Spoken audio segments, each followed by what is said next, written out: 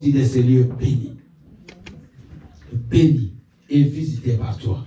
Laisse que ta présence, Seigneur Dieu, couvre cette salle. Que ta gloire remplisse ton peuple. Et que tout ce qui n'est pas de toi, Seigneur, toute puissance maléfique et démoniaque, toute infiltration satanique, tout envoi du monde des ténèbres, Père éternel, je l'ordonne de libérer, Seigneur, au nom puissant de Jésus-Christ. Manifeste-toi, Père, et que le sang précieux de Jésus couvre, Seigneur. Au nom de Jésus, Amen. Alléluia. Père, tu peux acclamer, pousser des cris de joie, parce qu'aujourd'hui c'est la fête de la résurrection. Merci, Seigneur. Gloire en son nom. Amen. Je prie de vous asseoir. Et je vous salue tous et toutes au nom puissant de Jésus-Christ. Alléluia. Amen. Je suis dans la joie de vous retrouver ce dimanche. Et certaines personnes que je n'ai pas vues, ça fait un moment, c'est une joie pour moi. Amen. Hein?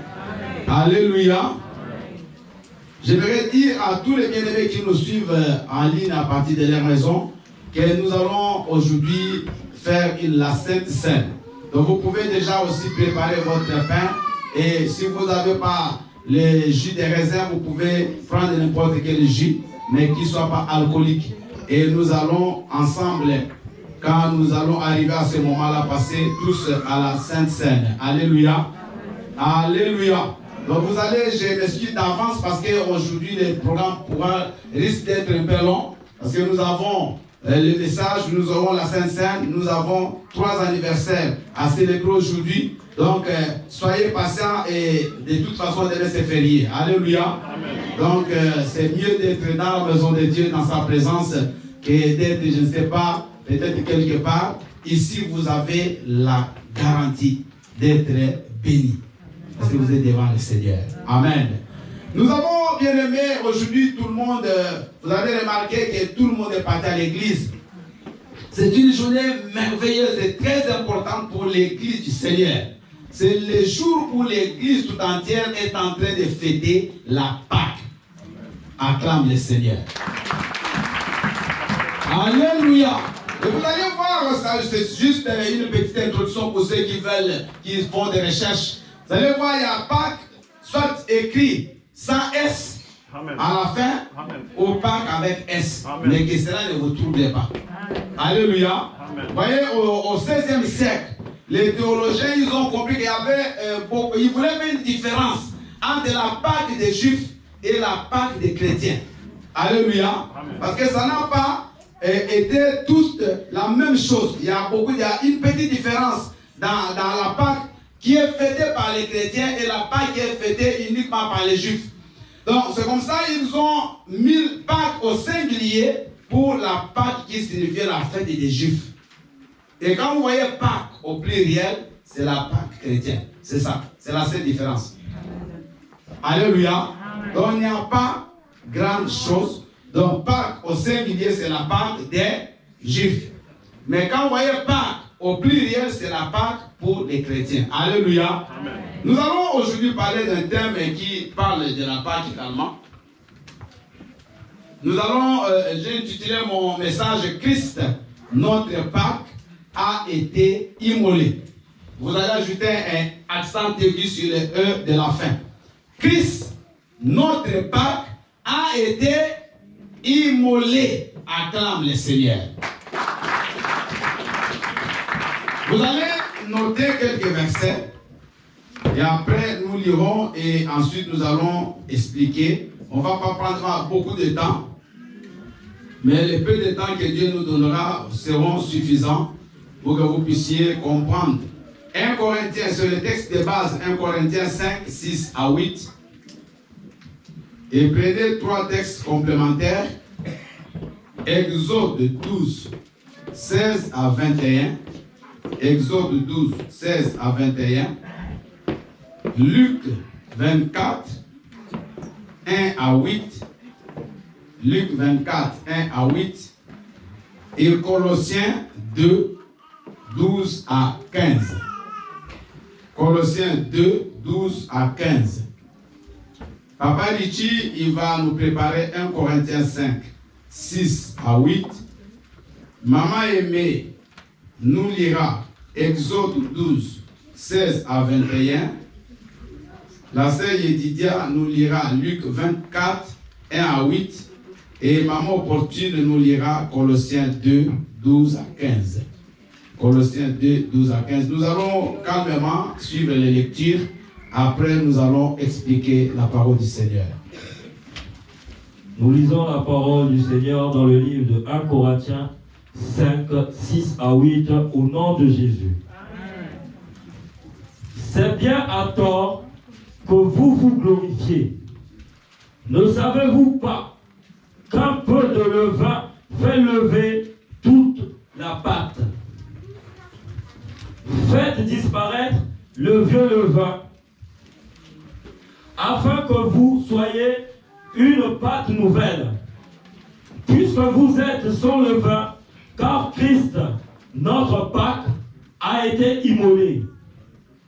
Célébrons donc la fête, non avec du vieux levain, non avec un levain de malice et de méchanceté, mais avec les pains sans levain de la pureté et la vérité, parole du Seigneur. Acclamons la parole du Seigneur. Nous allons passer à la deuxième lecture. Maman Aimée va nous lire. Alléluia. Amen.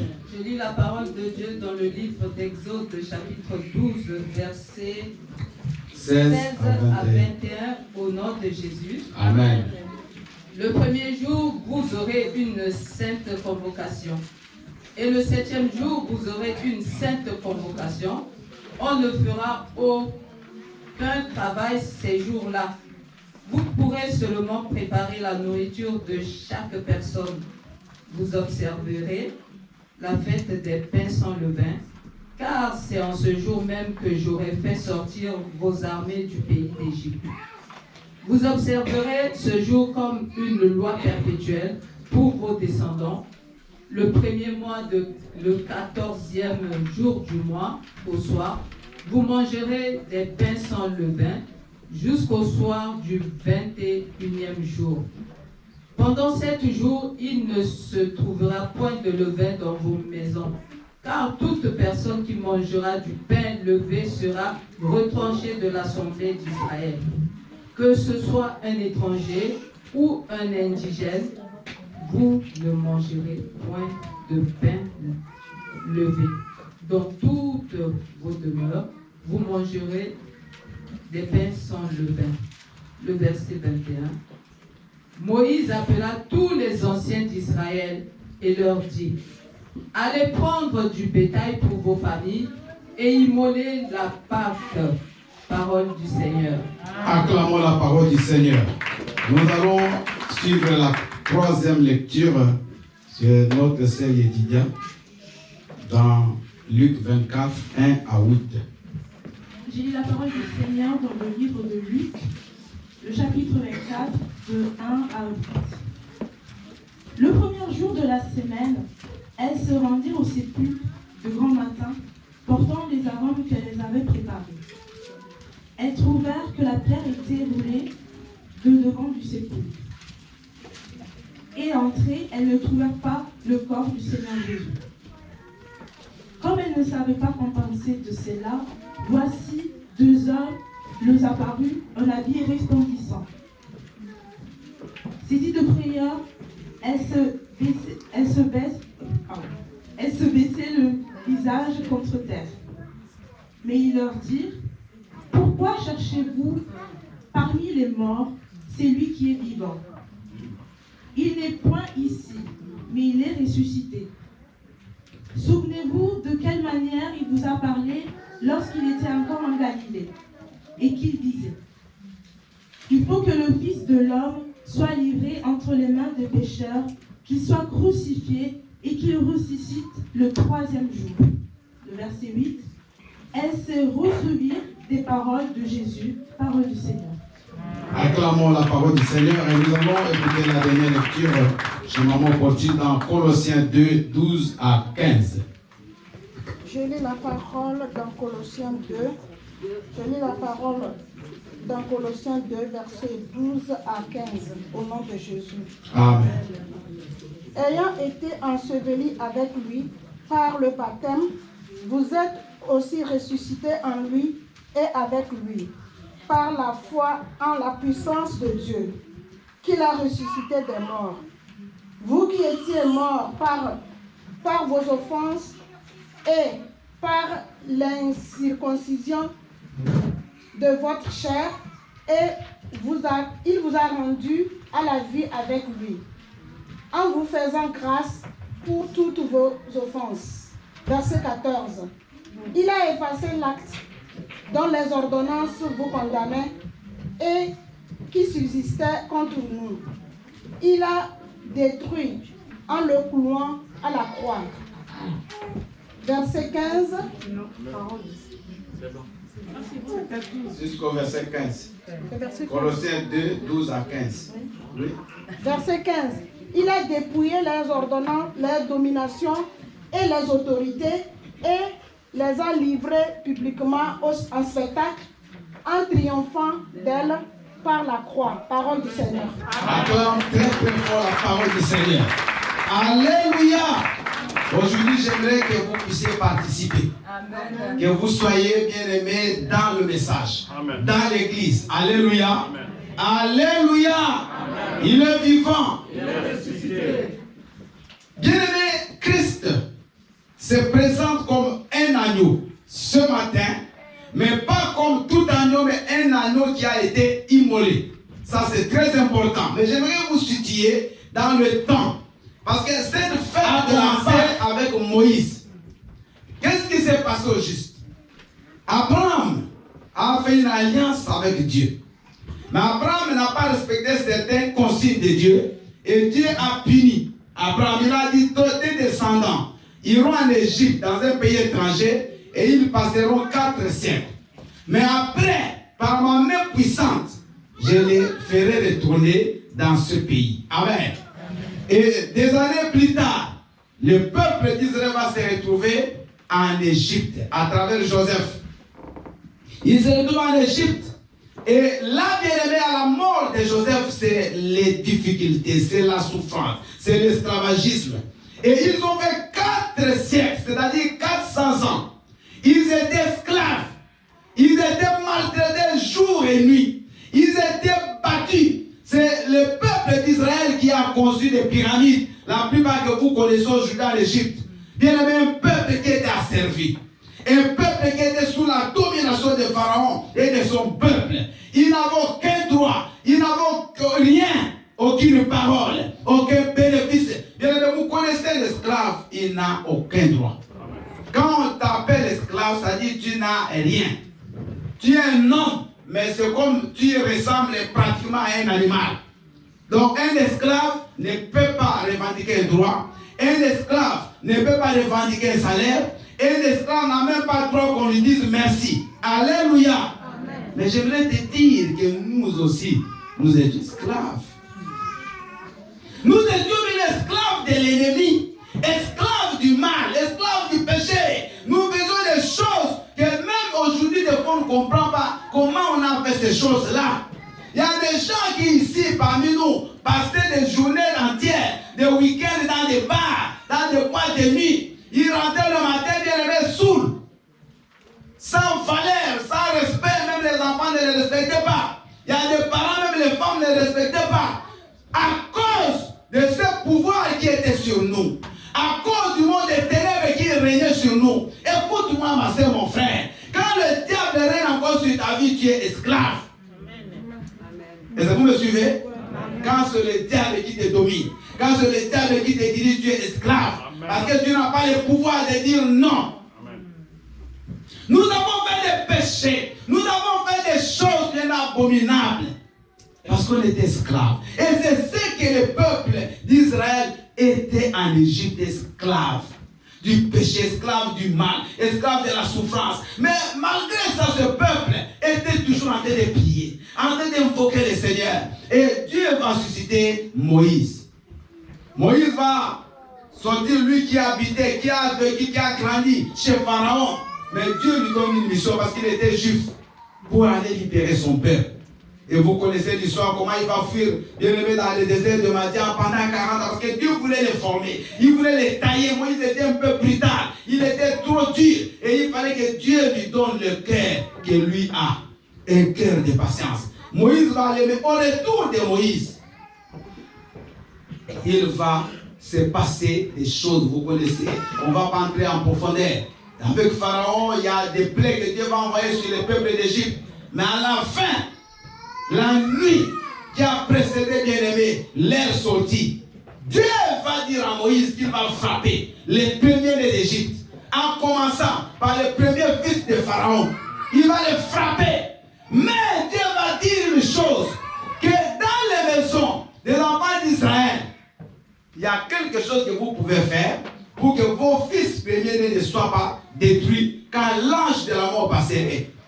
Prenez un agneau, vous allez prendre, vous allez le tuer, et le sang que vous mettrez sur les linteaux feront que quand l'ange vient et qu'il voit le sang, il ne pourra pas tuer les enfants d'Israël. Et c'est ce qu'ils ont fait. Ils ont tué un agneau sans tache, ni ride, un agneau qui était bon. Et ils ont mis le sang sur les linteaux de leurs portes. C'est ça qui a fait que quand l'ange est passé dans les maisons des Égyptiens, comme il n'avait pas le sang, il a tué. Il a même tué le premier fils de Pharaon. Mais quand il arrive, là, bien aimé, il y avait le sang. L'ange ne pouvait pas frapper. Bien aimé, le sang te protège. Le sang de Jésus va te protéger contre toute attaque, contre toutes les menaces, même invisibles. C'est que tu ne peux pas voir, mais le sang de Jésus va faire une barrière. Alléluia. Même si je ne sais pas qui a décidé de te détruire la nuit, même tu dors, tu n'as même pas la faculté de prier, mais le sang est sur toi. Le sang de Jésus. Alors le sang avait été mis, et bien aimé, ça a épargné les enfants d'Israël. Alors Moïse, cette nuit-là, il a institué la Pâque. Il a dit à partir d'aujourd'hui, nous fêterons cette fête perpétuellement. Parce que c'est ces jours-là qu'ils sont sortis. Alléluia. Ils ont traversé la mer Rouge et ils sont partis pour de bon. Et cette journée qui a fait que les enfants d'Israël quittent de l'état d'esclave à l'état d'homme libre a été marquée par la Pâque. Mais vous allez remarquer que cette fête avait un animal qui était l'animal central. C'était l'agneau. Alléluia. Il y avait d'autres choses, on va parler dans trop de détails, mais l'agneau, c'était l'animal principal. Chaque famille devait immoler un agneau. Et c'est le sang, pas de bouc, mais le sang de l'agneau, qui gardait, bien aimé, qui donnait la vie, qui préservait contre la mort. C'était le sang de l'agneau. Il a dit, cette fête, vous la ferez perpétuellement. Alléluia. Donc pour les enfants d'Israël, ils ont fait la fête de la Pâque pour commémorer leur sortie de l'Égypte, leur sortie de l'esclavagisme. Amen. Et le mot Pâque, ça vient de l'hébreu Pessa, Pessa qui signifie passage. Donc passer en anglais c'est Passover, ça dit passer au-dessus. C'est bien expliqué. Donc quand on parle de Pâque, c'est-à-dire on quitte d'un état d'esclavagisme vers un état de liberté. Mais ce passage a été rendu possible à cause de l'agneau. Acclame le Seigneur. Mais qu'est-ce qu'est la Pâque pour nous? Bien aimé, qu'est-ce qui se faisait chaque année? Il fallait toujours tuer des agneaux. Est-ce que vous me suivez? Il fallait toujours tuer des agneaux, faire le même rituel pour que les enfants d'Israël se souviennent toujours de cette Pâque-là. Mais Jésus-Christ bien-aimé, la Bible dit qu'il est né d'une femme. Il est né de Marie. Il a vécu 30 ans après. Il a commencé son ministère. À 33 ans, on l'a arrêté. Jésus, la Bible dit, il a été conçu par la puissance du Saint-Esprit. Jésus-Christ n'est pas venu de la volonté d'un homme ou d'une femme. Il est venu de la volonté de Dieu. C'est le Messie, c'est le Sauveur que Dieu avait promis. Et il y a beaucoup de prophètes, même Moïse déjà dans Genèse 3:15, il avait parlé de Jésus. Parce que quand il dit que la postérité de la femme écrasera la tête du serpent, il parlait de Christ. Ce n'est pas la femme en tant qu'être féminin, Mais il parlait, parce qu'on ne dit pas les prospérités, on dit la prospérité. Donc on parlait d'une personne. Amen. On parlait de Christ. Et Christ était annoncé dans Esaïe, c'est bien expliqué, Esaïe 53. On dit qui a cru à ce qui nous était annoncé, qui a reconnu le bras de l'Éternel. Il a paru comme un simple rejeton. Personne ne peut même faire cas de lui. Alléluia. Amen. Les gens même cru qu'il était frappé à cause de ce péché. Il était frappé à cause de ce mal. Mais la Bible dit qu'il a porté notre châtiment. Donc, le châtiment que toi tu devais porter à cause de tes péchés, c'est Christ qui l'a pris sur lui. Amen. La Bible dit que par ces vertus, le verset 5, par ces vertus, nous sommes guéris. C'est-à-dire que les maladies que nous devions pas, que nous devions porter, Christ les a portées sur son corps. Et c'est ça, bien ce que Christ est venu faire. Amen. La Bible dit que Christ, notre Pâque, a été immolé. La Pâque maintenant, ce n'est pas seulement la cérémonie des pains, mais la Pâque a été rendue possible et en perpétuité par le sacrifice de Christ lui-même. On n'a plus besoin aujourd'hui de tuer des agneaux. On n'a plus besoin de tuer des boucs parce qu'il y a Christ qui s'est donné. Amen. Lui, le véritable agneau, lui, l'agneau sans tache, il s'est donné une fois pour toutes, pour ta vie, pour te prendre, toi également, de l'état de l'esclavagisme du péché et t'amener dans l'état de la liberté. Amen. Tu es libre, maman. Amen. Tu es sauvé aujourd'hui. Amen. Tu as Christ dans ta vie. Amen. Christ est mort pour toi. Et nous avons dit dans Colossiens que lui, quand il est mort, il nous a également ressuscités avec lui. Et il nous a placés à la droite de Dieu le Père. C'est-à-dire quand Christ ressuscitait, il sortait avec toi.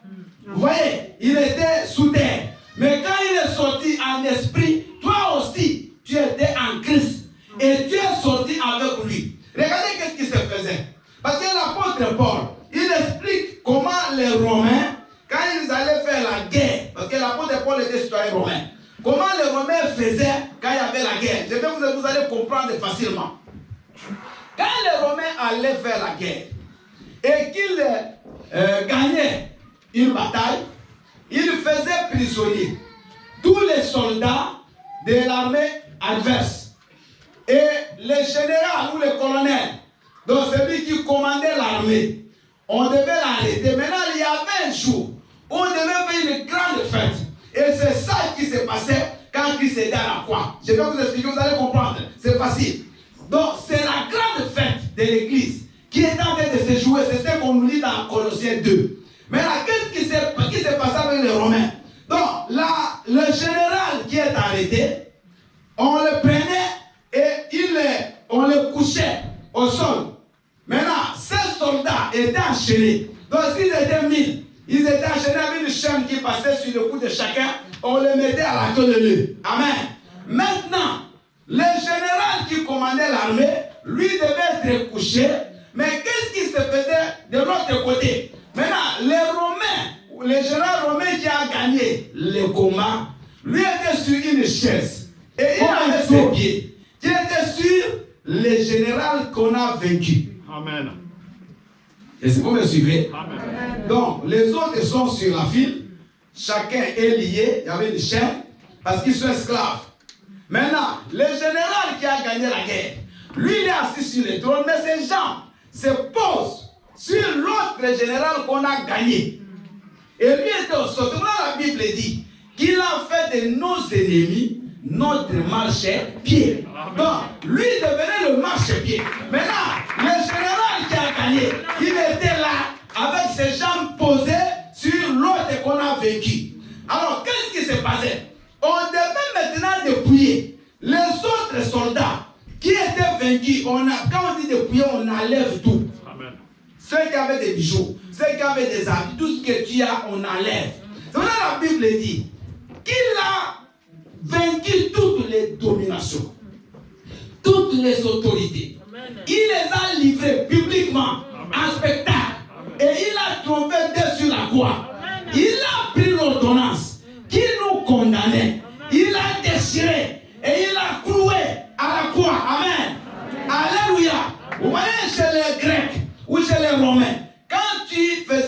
avais une dette, on devait maintenant écrire ta dette sur un parchemin. Maintenant, les jours où tu payais ta dette, il y avait une encre qui était spéciale. Alléluia. Ça veut dire cette encre-là qu'on effaçait. Parce que sur le parchemin, les écrits restent. Ça prend des années. Mais cette encre-là pouvait enlever la décharge que tu avais faite. Et le parchemin est devenu blanc. Alléluia. Maintenant, Christ, comme nous étions condamnés, il est mort, pas seul, mais il a versé son sang. Et ce sang-là, c'est l'encre. Alléluia. C'est l'encre qu'on a utilisé pour effacer. C'est qu'on disait, tu ne peux pas te marier, on a effacé. Tu ne vas pas travailler, on a effacé. Tu seras célibataire à vie, on a effacé. Tu auras le cancer, on a effacé. On a effacé tous les actes qui étaient condamnés à la croix. Le jour de la Pâque, Jésus-Christ était là. Il a pris le diable. Il l'a mis sous ses pieds. Vous voyez, il était là. Maintenant, tous les démons défilaient devant Christ. Donc, ce qui s'est passé avec les Romains, spirituellement, c'est ce qui s'est fait. Maintenant, ceux qui gagnent, ils sont derrière le général. Maintenant, comme Christ, notre général, il a gagné. Nous étions là, derrière. Même si tu ne voyais pas, mais tu étais en Christ. La Bible dit nous étions en Christ. Et il nous a ressuscités. Parce qu'après, qu'est-ce qui s'est passé? On devait décorer avec un galon supérieur le général qui avait gagné la guerre. Amen. Donc si c'était un colonel, il devenait général. S'il était général, il n'était pas 2 étoiles, papa savait qu'il connaît l'armée. Il pouvait avoir 3. Alléluia. Mais ce n'était pas seulement lui. Toi aussi, tu as été décoré 3 étoiles. Mais vous ne comprenez rien. Vous ne comprenez pas. La Bible dit nous sommes plus que. Et qui est vainqueur? Quand on dit plus que vainqueur, ça dit toi tu n'as que ramassé la victoire. Amen. Toi tu n'as même pas combattu. Amen. Mais tu as ramassé. Mais il y a un qui a reçu le coup. Il y a un qui a été gonflé. Il y a un qui a été blessé. C'est Jésus. Mais toi, tu es venu ramasser la victoire. La Bible dit nous sommes plus que vainqueurs. C'est ça la Pâque. Amen. Toi tu as bénéficié. Vous voyez quand les boxeurs se battent là. Même quand les joueurs, l'équipe de France avait eu la Coupe du Monde. Vous n'avez pas remarqué, ils avaient leurs enfants, les joueurs. Amen. Il y a des gens peut-être qui ont vu. La plupart sont venus avec leurs femmes, avec leurs enfants. Amen. Amen. Et quand ils prenaient la coupe, ils donnaient à qui? Mais est-ce que l'enfant là, il a même shooté la balle? Alléluia. Amen. Mais vous savez quel sacrifice pour jouer à la Coupe du Monde? 6 mois peut-être, ils ne voient même pas leur famille. Ils sont enfermés, bien aimés du matin au soir. Ils sont sur le terrain, ils souffrent, ils ne peuvent rien faire, ils sont là. Quand ils vont des compétitions, ils vont je ne sais pas où, bien aimés seuls, souffrance. Mais les jours où ils viennent avec la coupe, la femme qui n'a même pas joué, elle ne touche pas. Donc l'homme il est vainqueur, la femme elle est plus qu'un vainqueur. Acclame pour Jésus-Christ. Est-ce que c'est ça? Vous avez compris? Donc c'est ça que Christ a fait pour toi. Il a souffert à ta place. Il est mort à ta place. Mais quand il est ressuscité, il montait avec nous comme dans un ascenseur. C'est l'effet de la poulie. Donc le diable il est parti en bas et Christ est monté. Est-ce que vous avez compris? Vous voyez la poulie, non? Amen. Quand on met un grand poids en bas, ce qui est en bas là fait quoi? Parce que le diable c'est ce qu'il croyait. Que Jésus-Christ va rester dans le sol. Il va rester là-bas. Oh, il a oublié que c'était la stratégie. Christ l'a laissé d'abord au-dessus. Après, quand il est sorti, le diable est en bas. Christ maintenant, il est monté. Mais ce qui est important, il n'est pas monté seul. Il n'est pas monté seul. Bien, vous savez, les chrétiens, la Bible dit, nous sommes passés de la mort à la vie. Nous avons déjà la vie éternelle, même si on est sur terre, mais spirituellement on n'est pas là. Nous sommes avec Christ dans les lieux célestes. Nous sommes là, bien-aimés. La Pâque nous a apporté beaucoup de bénéfices. C'est pour cela les femmes, le dimanche matin, elles vont au cimetière avec des arômes, des arrivent au cimetière, ils voient le tombeau ouvert. Personne. Maintenant, elles ne comprenaient pas. Mais qui a volé le corps de notre Seigneur? Et elles vont apercevoir 2 personnes, 2 anges. Écoutez ce que l'ange va leur dire. Mais pourquoi cherchez-vous parmi les morts celui qui est ressuscité, celui qui est vivant? Christ n'est pas mort. Aujourd'hui, les chrétiens vivent comme des gens qui ont perdu leur Seigneur. Vous voyez, c'est ce qui s'est passé avec les chrétiens de Maïs. Ils reviennent de Jérusalem et en cours de route, ils sont en train de parler, de pleurer. Ah, Jésus, lui qui nous donnait du pain, mais qu'est-ce qu'il a fait? On l'a tué. Et il voit directement quelqu'un qui entre, parce que lui ne s'invite pas. Il entre là où on ne l'invite pas, il commence à parler. Praise the Lord. Jésus-Christ, le Seigneur des Seigneurs. Et Jésus entre, et il commence à parler, il explique des choses. Le cœur commence à battre. Ah, mais ces choses que cet homme nous dit. Après, ils arrivent dans la maison de Cléopas et ils prennent le pain. Dès que Christ prend le pain, il va briser, leurs yeux s'ouvrent. Jésus disparaît. C'est ça aujourd'hui. Nous croyons que Christ n'est pas là. Christ est là. Maman, il vit en toi. C'est pas parce que tu n'as pas encore eu le mariage qu'il n'est pas là. Il est là. Le silence de Jésus ne signifie pas son absence. Amen. Il est là. Il vit avec nous. Il regarde la vision de Moïse. Il va voir le buisson en train de brûler, mais les feuilles ne brûlent pas. C'est ça. Ça signifie quoi? Que les enfants d'Israël, malgré les souffrances pendant 4 siècles, mais ils étaient toujours intacts. Ces peuples-là est sorti toujours hébreux, toujours juifs, avec toutes leurs coutumes, avec leur alliance avec Dieu. C'est ce que nous sommes. Même si ça brûle, même si à côté de nous on sent qu'il y a le feu, mais tu ne brûleras jamais. Amen. Je voulais te dire que tu ne vas pas brûler. Malgré le puissant temps, tu ne brûleras pas. Alléluia. Jésus-Christ est mort, mais il est ressuscité. Par sa mort, tu as eu la vie. Amen. Par sa résurrection, toi aussi tu as été sauvé. Amen. Tu as le salut éternel. Amen. Parce que personne ne vient te tourmenter, que personne ne vient te dominer, personne, parce que c'est toi qui dois dominer. Amen. Tous les démons te connaissent. Amen. Quand tu dis sors, il va sortir. Amen. Quand tu commandes, il obéit. Amen. Parce que tu es avec Christ dans les lieux. Acclamons le Seigneur. Mais la Bible dit que nous devons fêter cette fête sans levain. Amen. Le levain, c'est le péché. Vous voyez le levain, le levure. Quand vous mettez dans la pâte, ça fait quoi? Ça gonfle la pâte. Et on compare, c'est ça le terme, on compare le levain et le péché. Le péché dans la vie d'une personne, ça te gonfle dans le mal. Ça te gonfle dans l'échec. Ça te gonfle dans beaucoup de choses. Et ça te met loin de Dieu. Ça t'empêche de voir la gloire de Dieu. La Bible dit que mangeons cette bague sans levain. Devenons de nouvelles pâtes sans levain. Alléluia. Bien-aimé, le péché t'avilit. Le péché te détruit. Le péché t'humilie. Nous avons vu des grands hommes humiliés par les péchés. On a vu des femmes mariées humiliées par les péchés.